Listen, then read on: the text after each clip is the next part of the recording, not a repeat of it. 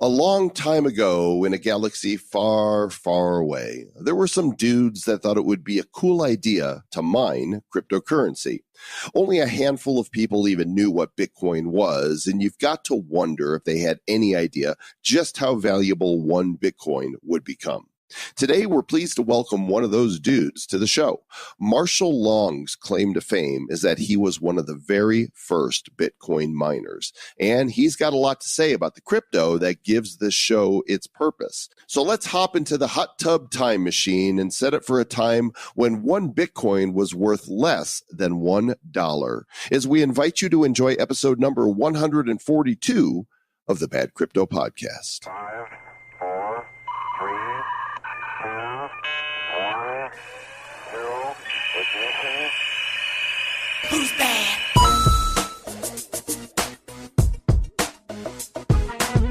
This is Brad Garlinghouse, CEO of Ripple. Keep listening to the Bad Crypto Podcast and stay bad. Hot tub. Is the water warm? Ha! Is the water wet? Too hot in the hot tub. Well, hot tub. Jump back, hit my tail. Welcome to the Bad Crypto Podcast, the Bad Hot Tub Podcast. And we're chilling in the tub. It's a comfortable 102 degrees, and y'all can come on in, but keep it clean, okay? Okay, sounds good. No bodily fluids in the hot tub. Gross. You just went there. I tend to do that. We got an interesting interview today. I'm actually excited about the interview now, but I'm not actually going to be on the interview. No, you're not. It's about to be a surprise. And before we tell you about that, I want to thank our sponsor. Why don't you tell them about our sponsor, Mr. Travis Wright? New Alchemy is our sponsor. They're a leading blockchain strategy and technology group. They do a lot of ICO services. They do security audits, broker-dealer services, token mechanics, other marketing service type stuff. They are our sponsor this episode, and they like to work with innovative companies and tokenization projects worldwide. So you can check out New Alchemy at newalchemy.io. Yeah, they're mixing up the potions there to make blockchain magic. So go check them out. Thanks, guys, for sponsoring us, and all y'all go check them out. And now we've got some news here, Mr. Travis, right? Because we have been talking for quite some time about the Bad Crypto first birthday bash. Guess what? It's coming up. It's happening. It's happening. It really is. It will be an event in Denver. So we're not doing the Bad Crypto Con like we were originally thinking about doing. Just too much work. Too much work. It looked like work. It did. And we were like, It didn't jive with the fund formula at this point, which, by the way, thanks to all of you who purchased a copy of the fund formula and Travis's book, Digital Sense. You guys got Bad Coin. And if you missed that, well, sucks to be you, but you could still go get the book, fundformulabook.com. Anyway, the birthday bash, July 18th, marks the date that we released the very first episode of the Bad Crypto Podcast. And who knew, Mr. Travis Wright, that this journey would take you and I to where we are now as one of the top crypto shows in the world? Well, Mr. Joel Com, we had no idea. We had an inkling of an idea that it was going to be a fun show, that there are going to be some people out there who might be interested in what we have to say. And we were having conversations anyway. The whole thing is that you and I were talking tokens anyway. And so we decided to go ahead and create a show. And here we are 11 months later now, and we have one month left. And we're going to throw a little party in Denver. Not a big party, but it'll be a fun party. And you're going to meet us, hang out with Travis and Jose. Yeah. And Travis White. So it's going to be July 18th in Denver, Colorado. It's going to be somewhere downtown. Now, the event's going to be free, but we need you to let us know if you're going to come. And so there's an Eventbrite page set up where you can register. It's at badco.in/birthday. duh, badco.in/birthday. Go and register and, for as many tickets as you need and let us know if you're going to be here. I haven't selected a venue yet because I want to kind of get a head count before I pick a place, since I'm not paying for the place. I just want to make sure that, if it's going to be a smaller group, then we'll go somewhere where, we could fit in a small room. If it's going to be a bunch of y'all, we don't know how many y'all are going to turn out. So if you're in Denver, super easy to make sure that you're there. It's probably going to start around 6:00 at night and go till whenever we're done. If you're coming in from out of town, it is going to happen. I just don't have the location for you yet. So if you're flying or driving in from out of town, go ahead, get registered, and then book a hotel anywhere downtown Denver. It's not a big downtown. Anywhere you book that you like is going to be close enough to where the event is going to be. And probably the week before, we'll announce on the show where it's going to be, and we'll also send an email to everybody who's registered via Eventbrite. We'll put on the Bad Crypto Mastermind. But come hang out with us and celebrate our first birthday. And Travis doesn't want any presents, but I do. Yeah, no, I'm just really excited that we've done this thing for a year now. It's my longest relationship ever. It's going to be great fun. Now, Travis, you're here right now, but this interview with Marshall, substitute pinch hitting for Mr. Travis Wright on the interview that you're about to hear is our Bad Crypto correspondent, Rachel Wolfson, who writes for Forbes. And of course, you've heard her here on Bad Crypto before. And we're going to.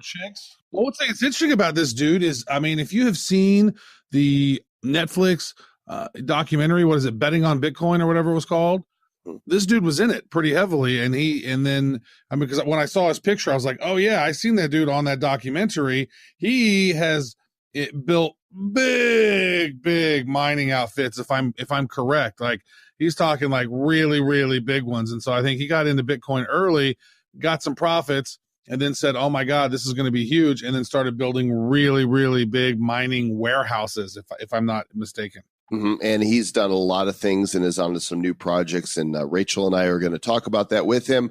And yet, through the miracle of recording, Travis is actually going to be back here after the interview to try and figure how that works. There's so many different types of Marshalls. You got the Marshall Islands. You got Leaving Sarah Marshall, which is a pretty good movie. You got martial law, which of course I know is spelled differently, but it sounds the same.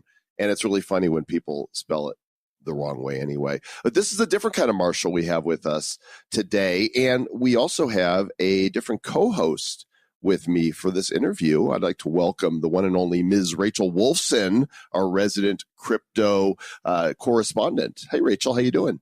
Hey, Joel, doing well. Thanks for having me. The gentleman we have with us today, I'm super excited. His name is Marshall Long. He's a different kind of Marshall. He's the CTO of Final Hash. He's the co-founder of EOS.fish. And Marshall is an expert in peer-to-peer economy. He's been in the blockchain space for a very long time. And he's considered to be one of the first Bitcoin miners to systematize mining. He's also into the esports industry as the CEO of Mucket Esports. He's listened to the show and he's still here to talk with us anyway. Welcome to Bad Crypto, Marshall Long. Hey guys, thanks so much. Pleasure to be here. Of course I would be here. You guys are the best. Yeah, we're the baddest at least. We appreciate that. Yeah, that's kind. So my first question is, are you Satoshi Nakamoto? Can neither confirm nor deny. Well, you got to do one or the other. Either confirm it or deny. How about we just say whatever you want it to be? Well, let's drill down then. Do you know who Satoshi Nakamoto is? I feel like me and a few people have a fairly good grasp on who or what, who it may or not. Yeah, it may not be. But you're not talking basically. Of course not. I like my head. I want to keep it attached. Yeah, that's good. I've seen your head. I've seen pictures, and it is attached to your shoulders. So. I kind of gave, not because you're like, all about yourself though, right? It's not like you have big head syndrome. It's just actually I have a big head. So it's not proportionate. Not at all. Can you tokenize that? We're actually doing Big Head ICO coming next week. Stay tuned. That's like, wait, you could do that because, Silicon Valley did Pied Piper. And of course, Big Head is one of the characters. Sure. So you could totally do that. You know what? I bet Rachel has better questions than me. No, I'm enjoying this. I'm enjoying the whole idea of a big head token right now. Okay, so Marshall, first serious question. Tell us about your background. Yeah, so I kind of heard about this while doing other things. I used to be an engineer and then switched to being a developer. And right around that time, it was about 2010, early 2010, a buddy and me were working on an iPhone app that would track your golf head as you were swinging to kind of help you get better at golfing. And went to lunch one day and he said, "Hey man, you got to check out this really cool Nerd Money." I didn't understand it, and at that point I wasn't familiar with like mesh networking and all this kind of stuff. So I went home and couldn't really Google anything, and so I decided, okay, I'm going to figure out the mining side, and I just destroyed what was then a gaming computer for about 2 weeks trying to figure out what was going on and how to set up everything. And I immediately started mining, and I thought it was cool, and I didn't have any kind of idea about financial liberty and all the cool things that are kind of now out in the open. I just thought it was a cool, nerdy experiment. And then GPU mining came out, and I thought, I got even more nerdy. I said, "Oh man, I'm going to get free graphics cards by mining." What year tokens. was this? When did you start? So I started mining in 2010. Okay, so at that point, Bitcoin was worth what? I mean, really, it wasn't really worth much. The only coins I bought around that time were over the counter, just with some buddies at a local hackerspace in Houston. And then in Dallas, there was there was like 2 guys doing it. And then somebody mentioned to me, "Hey, it's illegal to make your own money, right?" I was like, "Oh shit, okay." And I mean, it is. So at that point, I got real quiet, didn't really associate with many people. I think the pricing may have been around, 50 cents or something like that. But even if you could find pricing, and at that point, it wasn't really, in 2010, it wasn't really for money. I just thought it was cool to be able to send a token to a friend and he get it on his computer, and it went from me to him, and that was interesting. Yeah, and I would imagine like many people who mined early and accumulated ridiculous amount of Bitcoin, when it went to like $5 or something or $10, you were probably like, "Holy cow, this is actually worth something and I'm going to sell." So at that point, I was, I guess, fortunate enough to be very lazy, and actually my laziness has proved very beneficial in the crypto space. That sounds weird, but so when I first found out about Mt. Gox, the way you would have to sign up and move your cash to Mt. Gox in order to purchase, you had to open a Dwolla account, which is kind of like a crappier version of PayPal. And you would have to transfer money so you have to open a Dwolla account, and that took like a week. And then you had to deposit money, and that took another week. And then you would have to transfer it from your Dwolla account to Mt. Gox's Dwolla account. And I just was like, man, this is just, so and I wasn't interested in doing it, and I just kind of let it, just didn't even worry about it, and just kept mining. And then when the price started really taking off, like past $20, past $30, and $50, Dwolla and the U.S. government seized all of Mt. Gox's Dwolla money.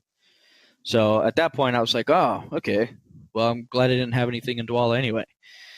And this was about, I don't know, maybe about a year before they quote unquote got hacked. So not only did my laziness stop me from selling early, but it also stopped me from getting hacked in Mt. Gox. So there you go. Laziness pays off. Today we call laziness hodling. Yeah. Or hodling is those who like to correct me, but it looks better as hodl, and I'm going to stick with that. It's just weird to say hodl, right? Did you realize when you were mining Bitcoins in the early days that it would actually amount to anything? Like, did you know that to begin with, or were you just doing it for fun as a gamer? At the very beginning, when I just knew about Bitcoin, I didn't think it was going to be anything big. I just thought it was cool. The first kind of inkling of an idea that I thought not just Bitcoin, but this other kind of way of doing, development could be something is when Namecoin launched. When Namecoin launched, for those who aren't familiar, it's a decentralized DNS system. And so right now, we have ICANN. That's the centralized repository for all domains. What Namecoin allowed us to do was to basically not have to use ICANN, and you can buy .bit domains in a decentralized fashion. And I still today think that's like the most ridiculous concept ever. Unfortunately, Namecoin's kind of died off. There are other kind of competitors to it now, but that was the first time, right when Namecoin launched, I thought, whoa, that's something very kind of non-trivial and very novel. That was the first chance I really kind of had to think of what it could be. Because I come from a small family in the middle of Texas, and we weren't well off growing up, but so I didn't really have a concept of this being like a new money. But when a decentralized DNS came out, that's when I first was like, wow, this could be really sick.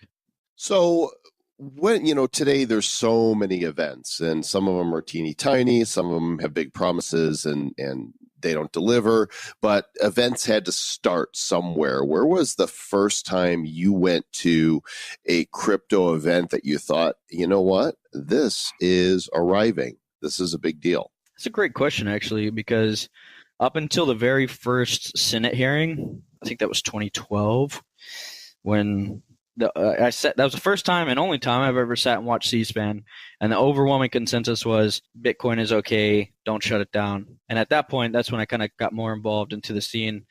The first time I knew that this could be a big thing was at that moment. If I thought, well, big government kind of hearing about this stuff, I guess it's a big deal. As far as the first time I really felt that it was more than just a nerd project, when you used to tell people you're in Bitcoin, the first reaction was, isn't that some kind of drugs or something? The moment that I kind of knew that it wasn't a nerdy project was probably the end of maybe the middle of 2013, the first Inside Bitcoins conference I ever went to. The people I saw there were not just developers, which was the normal scene I was used to hanging out to. It was more, business-minded people, and there was maybe one or two investment-minded people, and I thought, whoa, that's kind of interesting. And I knew it was profitable, of course. I mean, mining in 2013 was the most ridiculous time of my life.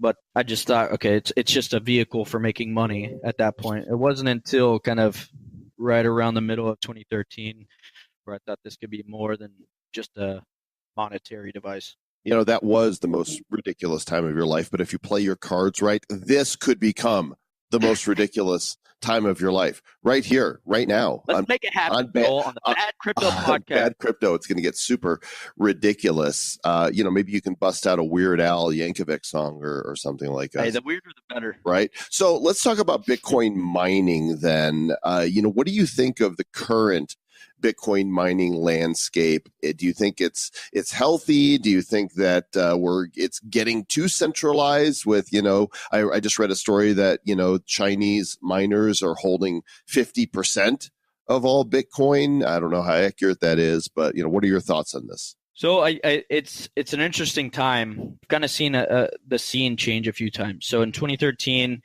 the big scenes were kind of a little bit in China, but also a lot of the stuff in the States. So Washington, Texas, and it was very more geographically distributed.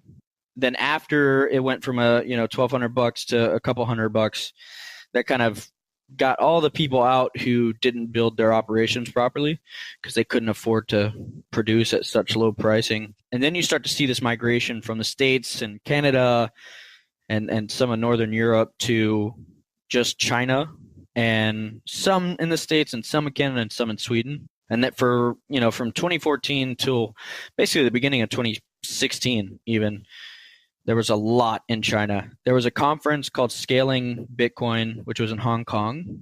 On that stage, during the conference, and you can look this up on YouTube, there was a panel where about 95% of the world's hash rate was sitting. And it was like me and maybe 7 other people. And 6 of those people were from China.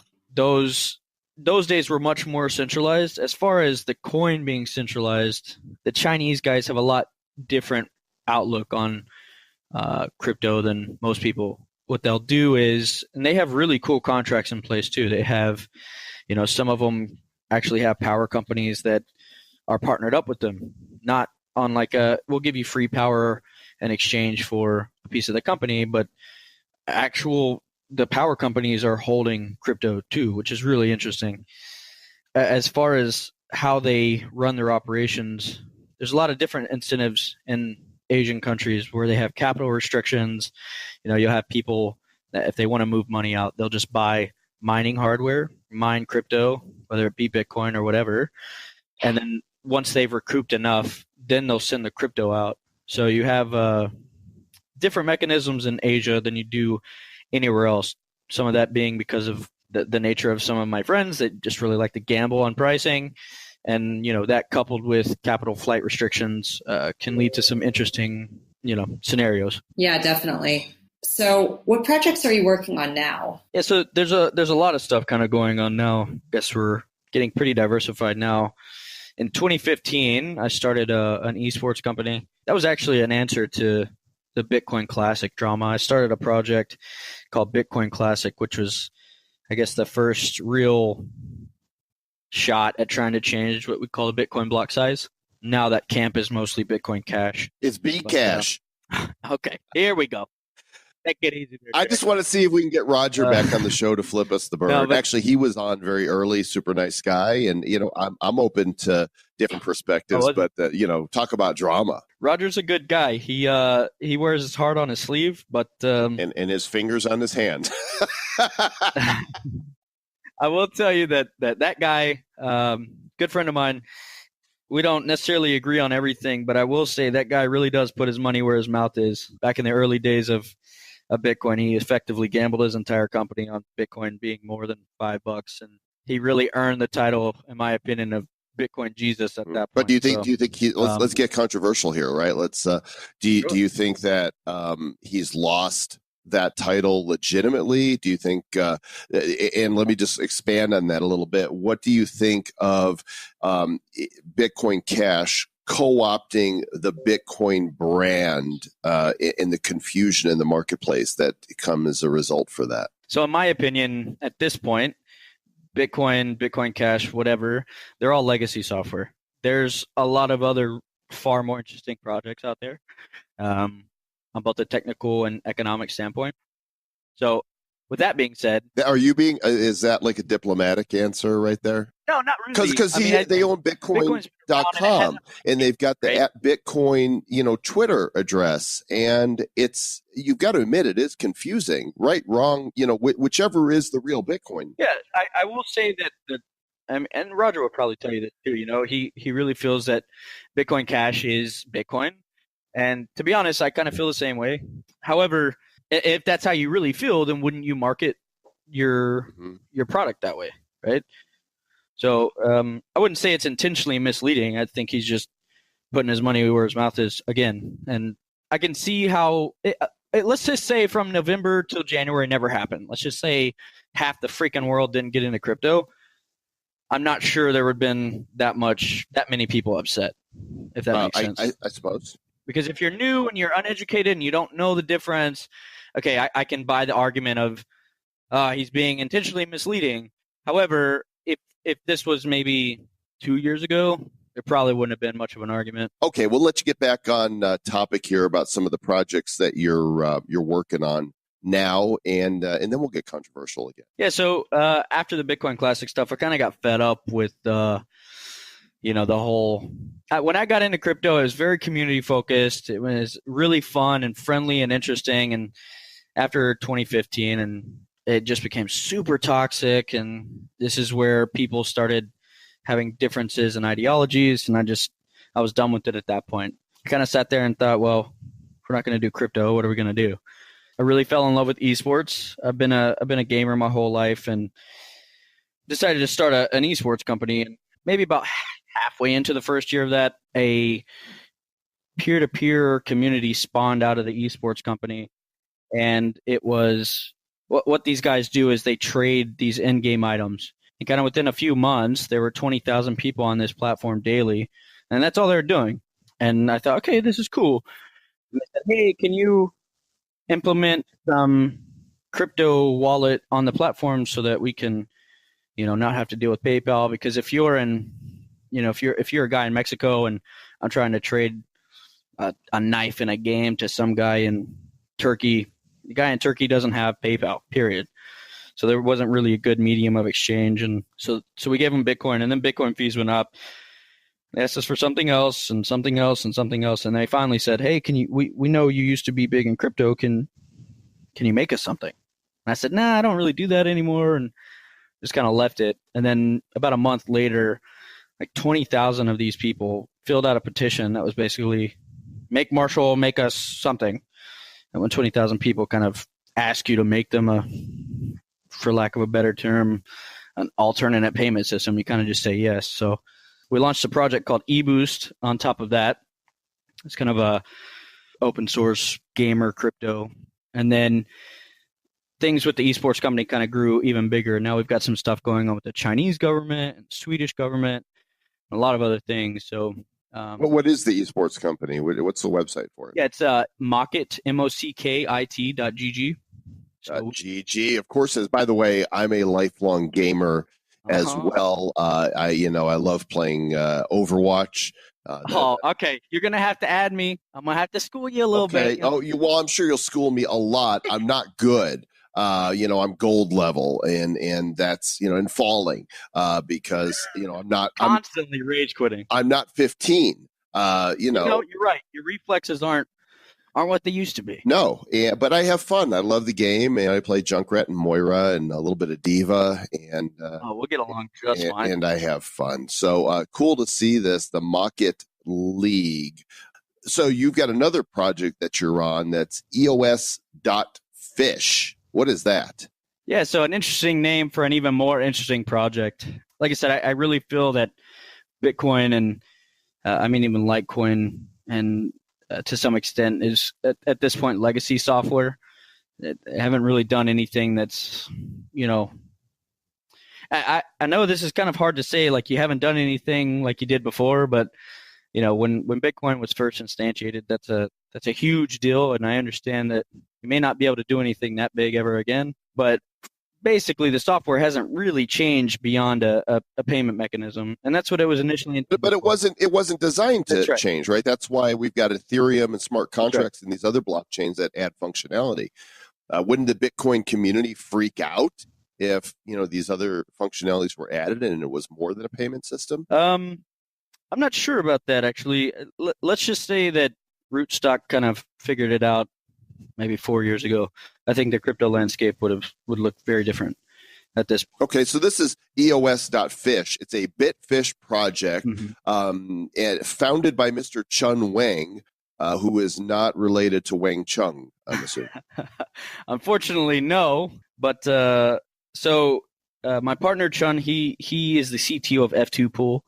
That's one of the biggest Bitcoin mining pools, and I think maybe the biggest Ethereum mining pool. They've almost mined 1 million Bitcoin actually at this point. Wow. So what's cool about EOS in general is it's, of course, delegated proof of stake. It's not proof of work like traditional mining. But it kind of reminds me back of the early days in Bitcoin where it was very community focused. And what I mean by that is in a delegated proof of stake system, the stakeholders, aka the token holders, get to basically talk and put their money where their mouth is. So in EOS, the only people who produce blocks and write to the blockchain are the top 21 people that the token holders vote for. So basically we spin up a node, it's a server, and we ask people to vote for us. Let's say we're one of the top 21. If we do something that the stakeholders don't like, they can just vote us out of our job. So the voting happens every 2 minutes in EOS. So that means if for whatever reason you're a bad actor or people don't like what you're doing, if there's enough consensus, then they just pull your votes and then you're out of a job. So it's kind of accountability through community, which I think is very interesting. The underlying technology outside of that is, I think, has a potential to disrupt Ethereum, which I think is really, really interesting at this point. Why do you think it has that potential? Like, what is it about it that makes you? In general, when you have a, and I'm not going to say Ethereum's not a community-based project, but if your neighbor is mining next to you, if he's mining Ethereum, you would never know. So there's not really any sense of accountability. And that's been a problem in general for most proof of work coins. I can mine and propagate my blocks almost anonymously, and I can keep doing that. And whatever I do, I could do a block withholding attack, or I could do all kinds of things, and there's nothing you can do about it. If you wanted to kick me off the network, you'd have to convince the Bitcoin core developers to do that. However, in it's the same thing for Ethereum and all those other things. However, we're for most of these distributed proof of stake tokens, and in particular EOS, there are 21 people, and so you know all those 21 people, and their contact information is publicly available on the blockchain. Therefore, scaling becomes much easier if the consensus is, if you need to make a change, the consensus group to do that's very small. So you don't have things like, I'm not saying you don't, but the possibility for things like the Ethereum Classic guys to break off and cause a whole bunch of confusion is that kind of attack vector is minimalized at that point. So also the block time for EOS in general, just on a pure tech basis, is a lot shorter. So we're producing blocks every few seconds, and that means the throughput for EOS is automatically off the bat much higher. So it's going to be really interesting to watch EOS now that the mainnet is live, and the long ICO is over, and airdrops are starting to happen. So we'll be keeping an eye on that. So Marshall, who are the people that you're paying attention to now in the crypto space? Who are the biggest thought leaders that you listen to? As far as thought leaders, there's kind of two camps. There are people who really, really know their stuff, but they don't, for lack of a better term, they don't practice what they preach. So a good example of that, a person I really respect, Andreas Antonopoulos, super smart guy, knows a lot about crypto stuff in general, probably knows more about me and half the people I know. However, he doesn't hold that much crypto, which means he doesn't really believe in it that much, in my opinion. And then you have other people, a good friend of mine, co-founder of Ethereum, Anthony Diorio. Almost all his money is in crypto. And I wouldn't call him a thought leader necessarily, but they're working on some pretty cool stuff over there in Toronto. Even as I said that term thought leader, I remembered how much I hate it. It's coming out of my mouth, and I'm thinking, we all lead with our thoughts, we better if we're leading with our feelings, then that usually doesn't work out well. So I apologize to my audience and myself for even using that term. Just don't cringe too hard. People you respect. Yeah, the people who I would say I respect the most are the people who have either gotten really screwed for their beliefs, or people who've kind of been through the grinder because of mistakes and learned a lot. A good example of learning from their mistakes, a good friend of mine, Charlie Shrem, he paid dearly for his mistakes, and now he's doing some really crazy stuff. Now that he's out of prison, and he's working on some really cool tech. And, that's a guy who some feel was a martyr for crypto. Why don't you refresh what happened to Charlie? So Charlie is a guy who ran one of the earliest Bitcoin exchanges. At that time, the regulation was really kind of fuzzy and didn't really make a whole lot of sense. And truth be told, he was kind of made an example of. The exact charges, I think, were operating an unlicensed money services business. And eventually one of the guys that he sold crypto to used that crypto on Silk Road and did whatever with it. So Charlie served, I think, 18 months in a minimum security prison in New York. But Charlie was one of the people that got me into crypto in the first place. He speaks about the ideals more than the money side. And he's a really smart guy. And he paid for his mistakes, but he didn't let it take him out of the scene, if that makes sense. And that takes some huge cojones to do. Other people I really respect are people who are bridging stuff with, federal governments and even state and local governments. Caitlin Long, not sure if you've heard of her. She's doing a lot of work. Yeah, I interviewed her. Caitlin is freaking awesome. Yeah, she's cool. She's used to be basically a former banker turned to the dark side now with us. And, she's making huge strides in Wyoming. And so she's kind of spearheading a lot of things over there. Because you have companies like Coin Center and these kind of what they call regulatory nonprofit companies who try to advise, but they can only do so much within their legal framework. But people like Caitlin, who are basically a wild bandit, are out there slashing and burning down regulators, and it's working really well. So I'd say that's a taste of the people I admire in the space. Very cool. Yeah. So, Marshall, what are your thoughts on the future of the crypto space? I guess in general, the thoughts are once people realize the price doesn't really matter that much, there's still a whole lot of work that needs to be done. I think a lot of people have gotten distracted by the price. If you really think about it, there haven't been that many what I'll call really kick-ass projects that have been made on top of crypto. I think in the next 2 years, we'll start to see that change, especially if the price starts being deflated like it is now.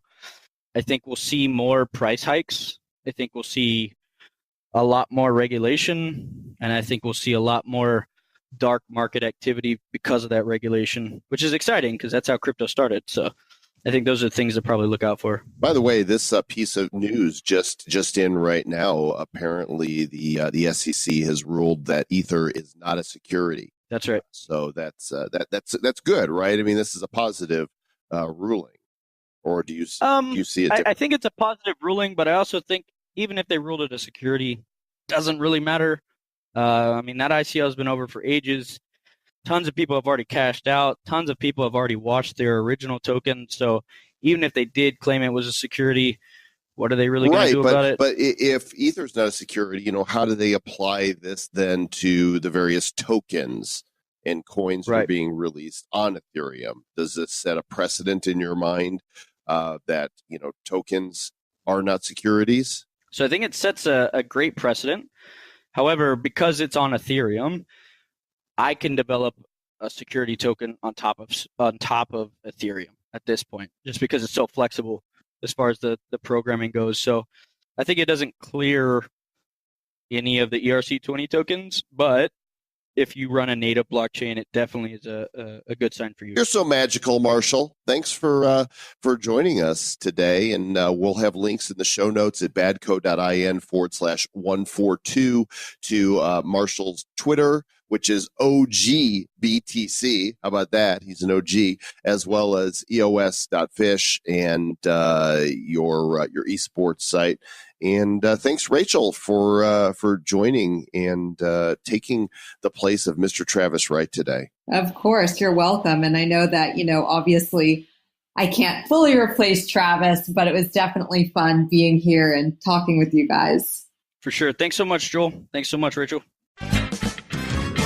Thank you to Rachel for stepping in and being Travis.